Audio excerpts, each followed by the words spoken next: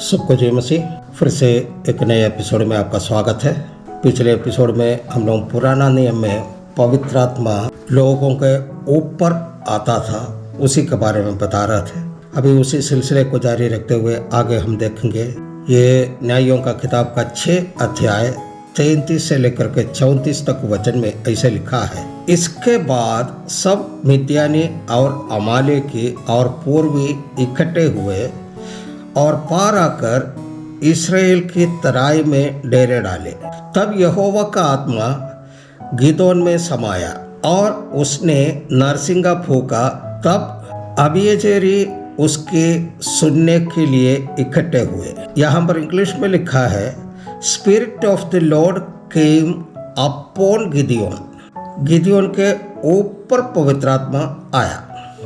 अभी उसी न्यायों का किताब का ये 14 अध्याय उसका 5 और 6 वचन को पढ़ेंगे। तब शिमशोन अपने माता पिता को संग ले तिम्ना को चलकर तिम्ना की दाख की बारी के पास पहुंचा। वहां उसके सामने एक जवान सिंह गरजने लगा। तब यहोवा का आत्मा उस पर बल से उतरा और यद्यपि उनके हाथ में कुछ ना था तो भी उसने उसको ऐसा फाड़ डाला जैसा कोई बकरी का बच्चा फाड़े। अपना ये काम उसने अपने पिता व माता को ना बतलाया। Spirit of the Lord came mightily upon him.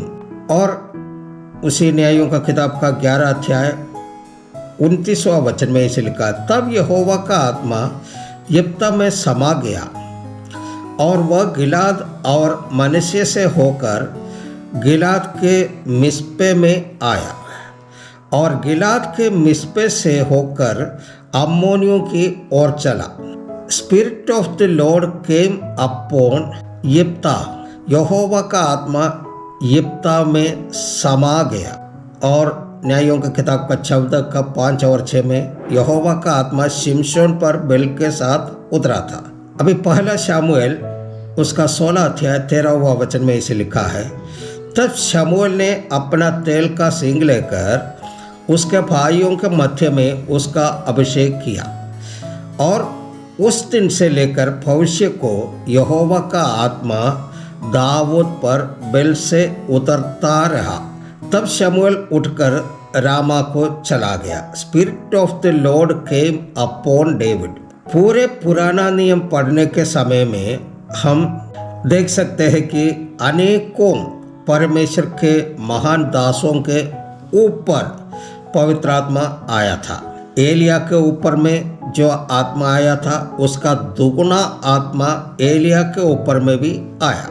एलिसबेत और मरियम जब मिले तो मरियम को वंदना का स्वर एलिसबेत सुना तो एलिसबेत के पेट के अंदर जो बच्चे हैं वो पवित्र आत्मा का अभिषेक के द्वारा आनंद से उछला है। केवल बच्चा नहीं, एलिसबेत भी। यहाँ एक बात ध्यान देने की है, पुराना नियम के समय में पवित्र आत्मा किसी का ऊपर आता था क्योंकि उस व्यक्ति के द्वारा किसी खास कार्य को करने के लिए या करवाने के लिए परमेश्वर के आत्मा उनके ऊपर आता था। वह आत्मा एक निश्चित समय के लिए आता था और उस कार्य को करने के बाद या खत्म होने के बाद पवित्र आत्मा का प्रभाव खत्म हो जाते हैं। शाऊल के ऊपर आया, दाऊद के ऊपर आया तो युद्ध में विजय दिलाने के लिए या कुछ अन्य कार्य को पूरा करने के लिए। ये पवित्र आत्मा कभी भी हमेशा के लिए इनके अंदर में नहीं आया, नहीं इनके साथ रहा। In English it is written that spirit of God come upon them. इसका कारण यही है, एक पापी मनुष्य के अंदर जब तक पाप उस व्यक्ति के अंदर है तब तक पवित्र आत्मा उस व्यक्ति के अंदर प्रवेश नहीं कर सकता, वास नहीं कर सकता। आदम के संतान परंपरा होने के कारण जितने भी बच्चे जन्म लेते हैं वो बच्चे को शैतान अपने कब्जे में लेकर इस दुनिया का अनुरूप उसे बना देते हैं और वह उस पाप में पलते बढ़ते हैं और वह पाप का संतान बन जाते हैं।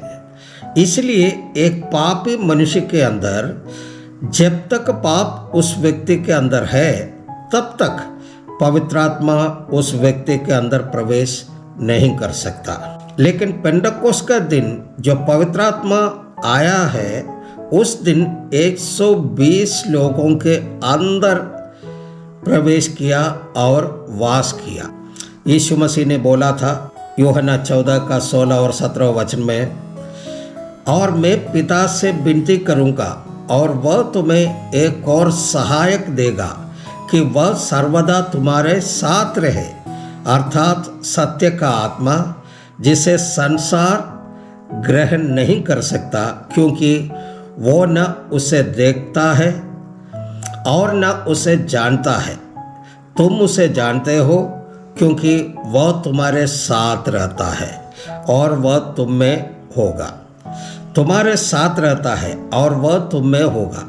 He dwelleth with you and shall be in you, future tense. और उसको सरल रीति से बताएगा तो सत्य का आत्मा, जिसे संसार ग्रहण नहीं कर सकता है क्योंकि वो न उसे देखता है और न उसे जानता है। यानी सत्य के आत्मा सांसारिक लोग, और भी साफ रीति से बोलेंगे तो पापी मनुष्य ग्रहण नहीं कर सकता क्योंकि वो न उसे देखता है और न उसे जानता है। सत्य की आत्मा अभी तुम्हारे साथ रहता है, आने वाला समय में तुम्हारे अंदर में रहेगा। यह बात जो फ्यूचर टेंस में था वो कब प्रेजेंट टेंस में बदला? पेंटकोस्त का दिन में। मैं उम्मीद करता हूँ कि अब आप पूरी रीति से इस बात को समझ गए होगा।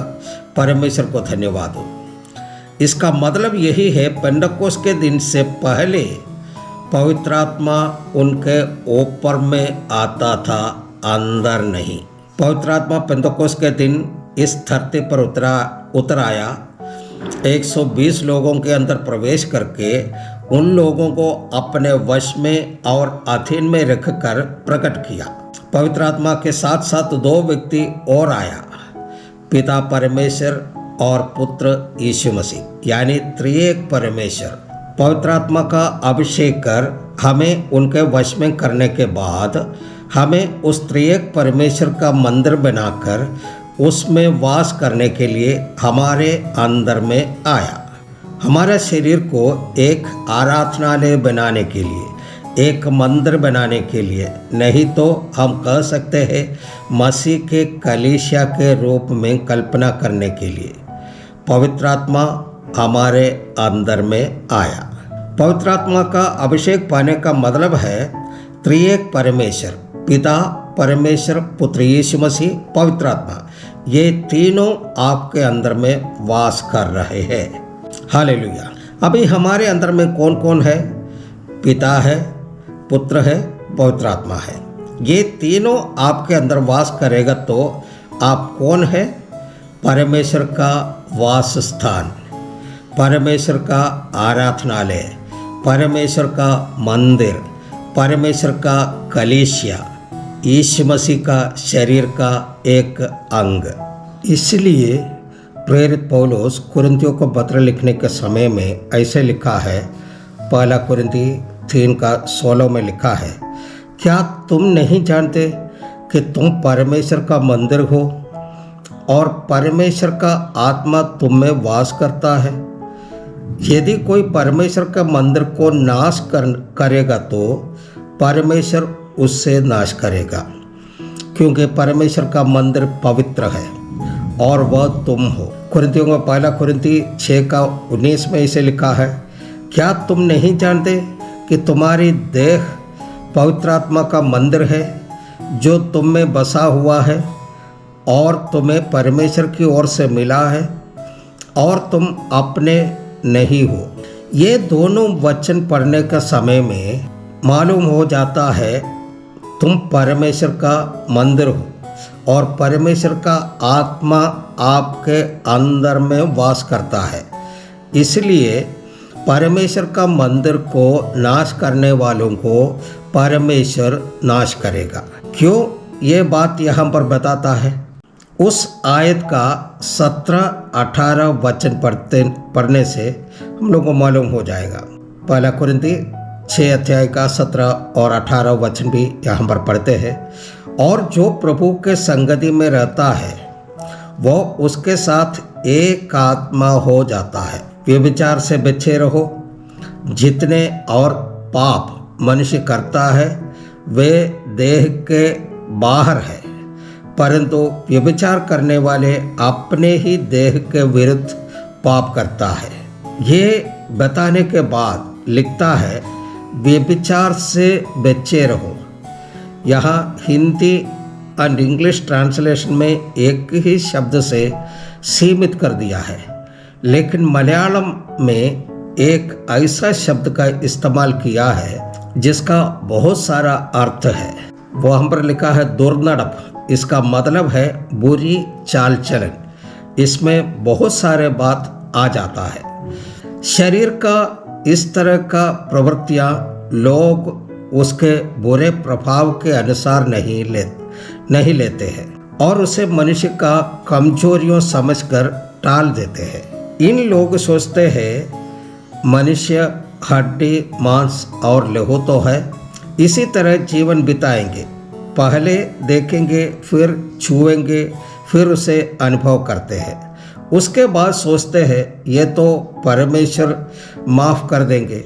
ऐसे सोचते सोचते फिर वही बुरे काम को करते करते दलदल में फंसते जाएंगे। उसको पता भी नहीं चलेगा कि कब और कैसे इसमें फंस गया। इसलिए वचन में लिखा है व्यभिचार से बचे रहो, तुम परमेश्वर का मंदिर हो। त्रिएक परमेश्वर आपके अंदर में वास करता है। हम पवित्र आत्मा का अभिषेक के बारे में पढ़ रहे थे। पवित्र आत्मा का अभिषेक को पवित्र आत्मा का बपतिस्मा भी कहते हैं। बपतिस्म का मतलब है डूबना। इसके बारे में पहले हमने विस्तार से पढ़ा है। पवित्र आत्मा को पाने को बपतिस्मा से तुलना करता है। आपने बपतिस्मा लिया होगा तो आपको पता है ये कैसे होता है। कम से कम कमर तक का पानी होता है। बपतिस्मा का सेवकाई करने वाला और बपतिस्मा लेने वाला पानी में खड़ा होता है। सेवकाई करने वाला बपतिस्मा लेने वाले को सीधे पानी में डुबाता है। बपतिस्मा लेने वाले की थोड़ा सा भी भाग पानी से बाहर नहीं होना चाहिए, वैसे डुबाता है। डुबाकर उठा लेते हैं। पूरी रीति से डुबाना ही बपतिस्मा है। अभी पवित्र आत्मा का बपतिस्मा के बारे में और भी थोड़ा सा आगे बताएंगे। अभी यहीं पर समाप्त करते हैं। तब तक के लिए सबको जय मसीह, सबको धन्यवाद।